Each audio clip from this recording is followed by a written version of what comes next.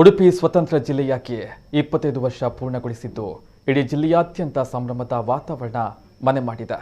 ಈ ಬೆಳ್ಳಿ ಹಬ್ಬದ ಸಂಭ್ರಮವನ್ನು ವೈಭವ ಹಾಗೂ ಅರ್ಥಪೂರ್ಣವಾಗಿ ಆಚರಿಸಲು ಜಿಲ್ಲಾಡಳಿತ ಹಾಗೂ ಜನಪ್ರತಿನಿಧಿಗಳು ಅನೇಕ ಕಾರ್ಯಕ್ರಮಗಳನ್ನು ಹಮ್ಮಿಕೊಂಡಿದ್ದಾರೆ.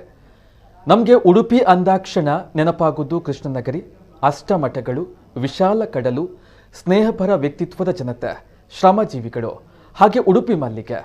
ಪ್ರಾರಂಭಿಕ ಹಂತದಲ್ಲಿ ಪ್ರಗತಿ ನಿಧಾನಗತಿಯಲ್ಲಿ ಇದ್ರೂ ಕೂಡ ಕ್ರಮೇಣ ಅಭಿವೃದ್ಧಿಯ ವೇಗ ಪಡೆದುಕೊಂಡು ಇಂದು ಉಡುಪಿ ಜಿಲ್ಲೆಯ ಚಿತ್ರಣವೇ ಬದಲಾಗಿ ಹೋಗಿದೆ. ಸದ್ಯ ನಾಳೆ ನಡೆಯಲಿರುವಂತಹ 25ನೇ ವರ್ಷದ ಸಂಭ್ರಮಕ್ಕೆ 25 ವಿನೂತನ ಕಾರ್ಯಕ್ರಮಗಳನ್ನು ಆಯೋಜನೆ ಮಾಡಲಾಗಿದ್ದು, ಉಡುಪಿಯ ಅಜ್ಜರಕಾಡುವಿನಲ್ಲಿರುವಂತಹ ಮಹಾತ್ಮ ಗಾಂಧಿ ಮೈದಾನ ಈಗಾಗಲೇ ಸಜ್ಜಾಗಿದೆ. ಕಾರ್ಯಕ್ರಮದ ಅಧ್ಯಕ್ಷತೆಯನ್ನ ಉಡುಪಿ ಶಾಸಕ ರಘುಪತಿ ಭಟ್ ವಹಿಸಲಿದ್ದು, ಉದ್ಘಾಟನೆಯನ್ನ ಕರ್ನಾಟಕ ರಾಜ್ಯಪಾಲರಾದ ತಾವರ್ ಚಂದ್ ಗೆಹ್ಲೋಟ್ ನೆರವೇರಿಸಲಿದ್ದಾರೆ.